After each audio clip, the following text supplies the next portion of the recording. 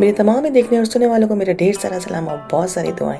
उम्मीद है कि आप लोग ठीक होंगे और मैं भी ठीक हूँ। और आज मैं आपके साथ शेयर कर रही हूँ मीठी टिकिया की रेसिपी।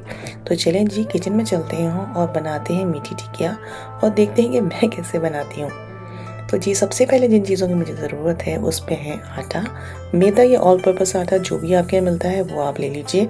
2 कप मैंने लिया है आटा। और इसके अलावा जिन चीज़ों की मुझे ज़रूरत है उसमें सबसे पहले जो है वो है सूजी। मैंने ली है सूजी, ये देखिए सामने रखी हुई है। मैं भी आपको पॉइंट आउट करके बता देती हूँ स्पून की मदद से कि मैंने ये क्या चीज़ें ली हैं। तो ये है सूजी हाफ कप। और इसके अलावा मैंने लिया है पिसा हुआ खोपरा, ये भी आधा कप है। चीनी मैंने ली है 2 कप, आप अपनी मर्ज़ी से अपनी पसंद से भी रख सकते हैं। ये है दही योगर्ट, ये भी मैंने हाफ कप लिया है। और तेल भी है हाफ कप। इसके अलावा जो है ये तिल है जो 3 चमचे हैं भर के मैंने लिए हैं। और इसके अलावा जो है मैंने लिया है baking powder, half table spoon लिया है। और इसके अलावा लिया है हाफ टेबल स्पून पिसी हुई इलायची।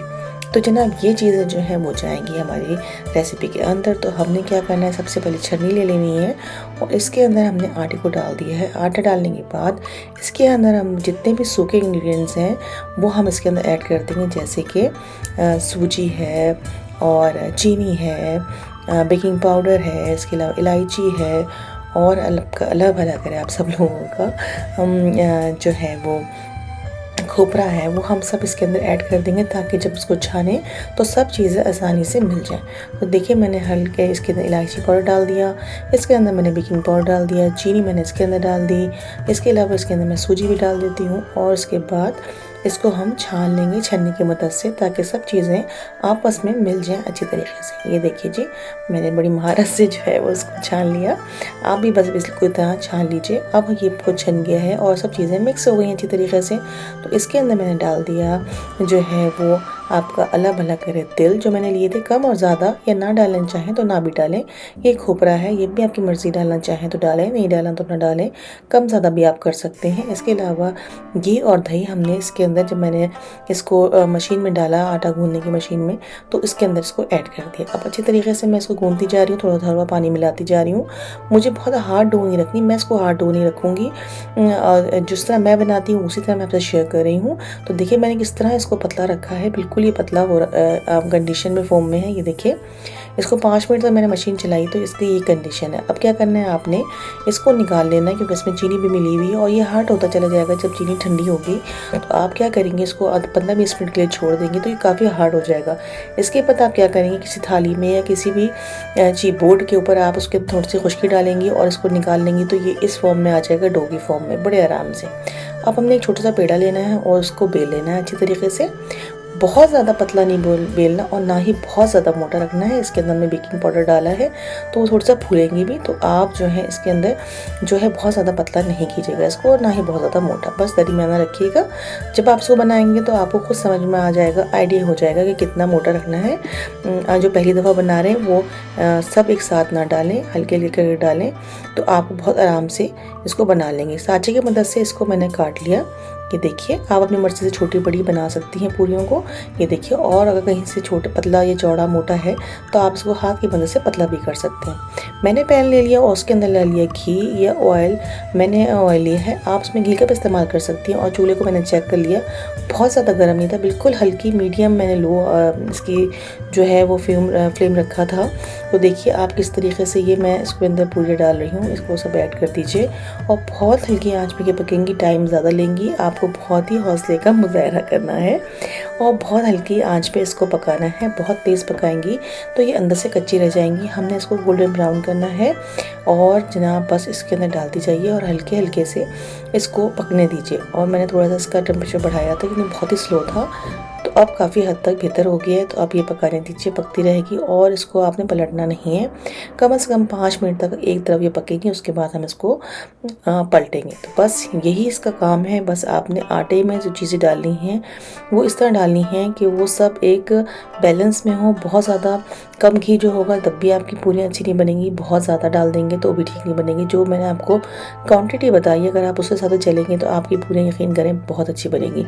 तो बस ये टिकिया आपने बना रही है, हैं, बहुत मज़ेदार सी बनेंगी। अब देखिए मैं इसको चेक कर रही हूँ, नीचे से अभी तक जो है ब्राउन होना शुरू नहीं हुई। 5 मिनट तक इसको मैं पकाऊंगी एक तरफ से, फिर इसको मैं जो है वो इसको पलट दूँगी। ये देखिए मैं इसको पलटा तो अच्छी तरीके से गोल्डन होना शुरू हो गई है।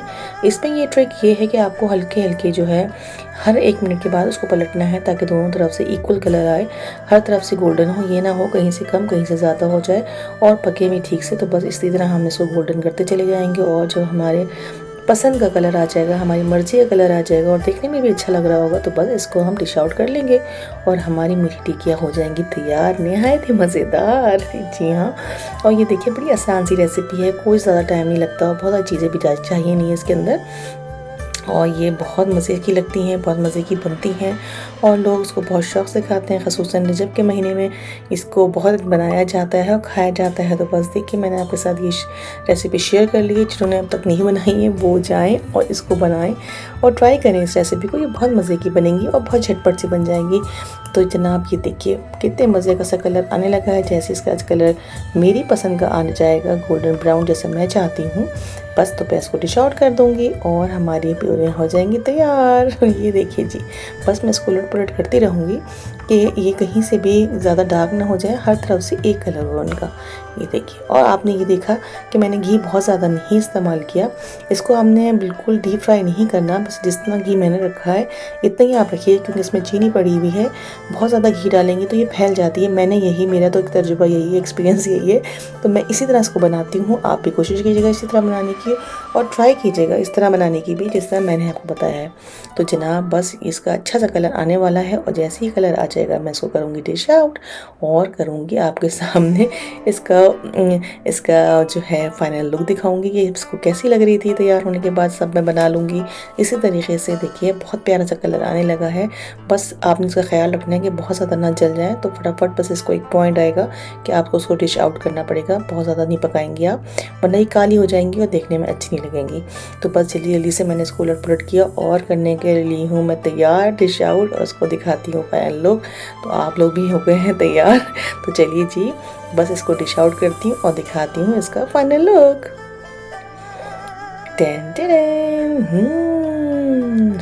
ये देखिए जनाब, मेरी जो है मीठी टिक्कियाँ हो गई हैं तैयार। इंतहाई मज़ेदार है, बहुत मज़े की बनी थी, बहुत क्रिस्पी थी और मीठा भी बिल्कुल ठीक था। तो जनाब अगर आपको मेरी रेसिपी पसंद आई हो तो आप अपने दोस्तों के साथ शेयर कर लीजिएगा और इसको ट्राई भी ज़रूर करिएगा। अल्लाह से दुआ है कि जब इसको ट्राई करें तो आपकी रेसिपी मेरी रेसिपी से भी ज़्यादा अच्छी बने। इसी के साथ मुझे दीजिए इजाज़त, इस उम्मीद के साथ कि फिर होगी आपसे मुलाकात एक आसान सी मज़े सी रेसिपी के साथ। अपना और सबका बहुत ख्याल रखिए, खुश रहिए, पॉजिटिव सोचिए, अपनी सेहत का स्पेशली बहुत ख्याल रखिए और मुझे दीजिए इजाज़त। और फिर मिलती हूँ मैं आपसे, जल्दी मिलूँगी। अल्लाह हाफ़िज़।